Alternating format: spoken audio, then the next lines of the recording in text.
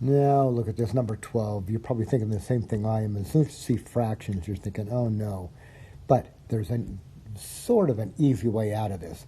We don't have to actually add these fractions. What I'm going to look for is the LCD. Now look at these denominators here. I've got 8, 16, and 16. What is the smallest number that 8 and 16 divide into? Right? I'm going to claim it's 16, right? 8 goes into 16, 16 goes into 16. So what I'm going to do is I'm going to multiply both sides by 16. Now, I'm going to go through every step here, but then you can see that you can shortcut this. So every step here, multiply both sides by 16. Now, it's going to look like this. 16 times the entire left side, 8x plus 7/16 x equals 16 times that right side, 50 over 16. Now on the left side, I'm going to distribute the 16 here. So I'll get 16 times 9 over 8x plus 16 times 7 over 16x, right? 16 goes here, right? Here. And then the 16 comes over here, right here. And on the right side, I'm just going to keep it like this for now. 16 times 50 over 16. Now, when I work these problems, I might write this step right here, but I'm going to skip this step here because I know what happens. Look at that LCD. You see what it does? It ends up in front of the first term, it ends up in front of the second term, and it ends up in front of the third term. So I take that LCD up here at the top, write it here, here, and here. So just get your LCD, write it in front of each term. Now, the nice thing about this is all the denominators will cancel. See how this works? 8 will go into 16 twice. So now I'm left with, and you can just do this in your head. What are you left with here? 2 times 9, right? 2 times 9, which is 18. So we'll get an 18 here. X plus, now over here, in this one, the 16s cancel. Right, I get a 1 here. 1 times 7 is just 7. So I get 7x equals, and now on the right side, over here, these 16s are going to cancel. So I just get 50. Now, this is easy to deal with, or relatively easy to deal with. 18 and 7 is 25x equals 50. Now we're going to divide by that 25, getting x equals 2. Number 13, no fractions, so this should go pretty well. I've got x's on both sides, so choose a side. I've got more x's on the left than the right, so I'm going to get rid of these over here. I've got plus 4x's, so the plan is to subtract 4x. Now you can almost read that. Let's try it again, though. I'm going to subtract 4x. So 9x minus 4x is 5x, and then plus 42 equals negative 13. Now, we need to eliminate the 5 and the 42. So we know we use the order of operations in reverse. So I'm going to do this one first. I'm going to get rid of the plus 42. So the plan is to subtract 42. So we'll get 5x equals, now, what you're thinking is this, negative 13 minus 42. So what do you get here? We'll get 5x equals negative 55. Do it on the calculator if you like. Divide by 5. So we'll get x equals, now you're thinking negative 55 divided by 5. Negative divided by positive is negative, and it happens to go in 11 times. Oh, number 14 looks a little bit big, but if we just do this one step at a time, we'll be okay.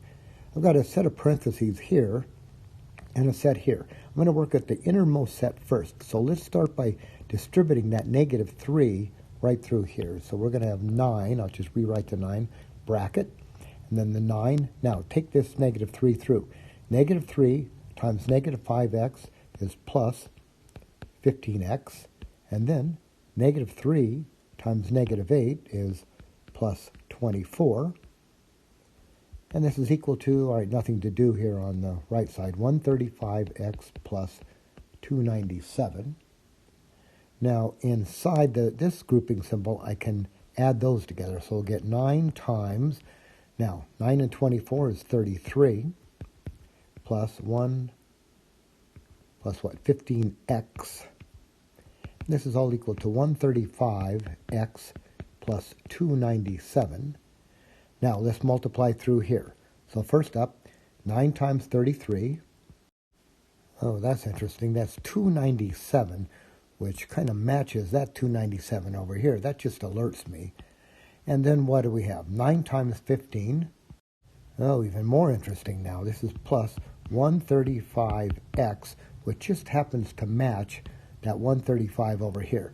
So here's where we are. It looks like the left side is exactly equal to the right side. All right, now here's what you can say. As soon as you see something like this, where the one side is identical to the other side, you can say that this is now, I'll write it up there at the top right, this is called an identity. And you can only say this if the left side is equal to the right side. They've got to be exactly the same. They're identical. Identical, so we say identity. And what that means is the solution is all real numbers. Every number works. So that's the solution here, all real numbers. So pick any number you like, choose any number, put it back in here for x, and you will get a true statement. So if you can see that from here, just go ahead and write identity, all real numbers. But if we just kept going to see what happens, let's do that. So what I'm going to do is I see I have x's on both sides. So choose a side. Suppose I choose the left side. So let's get rid of these. I'll get rid of these 135x. So the plan is to subtract 135x. But if I do that, if I subtract 135x from this side, I'm left with 0. 135x subtracted from this side is 0. I end up with 297 equals 297, which is surely a true statement, right? That's an identity. It's true. So now I can say this. Now, if I still didn't see it, I could subtract 297 from each side, getting 0 equals 0, and that's true. So sometime I've got to see this. Sooner you see it, probably the easier it is for you. But the point is that we have an identity here. All real numbers make this equation work, called an identity. In 15, we're going to solve this equation. Now, I notice right up I've got y's on both sides. In fact, I got 5 y's on both sides. So choose a side. Maybe I want the left side. So let's eliminate this 5y. Maybe you can see something already here. If I subtract that 5y, what happens? Subtract 5y from here, I get 0. Subtract 5y from here, I get 0. So if I subtract 5y from both sides, I'm left with negative 12 equals 20. Now there's no variables, and this is clearly a false statement. So if you get a false statement, this is called a contradiction. And that means no solution. There is no number that you can put into this equation up here that's going to make it work. It's called a contradiction, no solution. So in number 14, we got an identity, which means that everything worked. In 15, we got a contradiction, no number worked. But in the first 13 problems, we got one specific number. Now, these are linear equations. The exponent on the variable is 1. So when you're working with linear equations, there's 3 possibilities. You get exactly, see if I can write it here. You get exactly one solution. You could get, well, let's write it this way. You could get infinitely many solutions.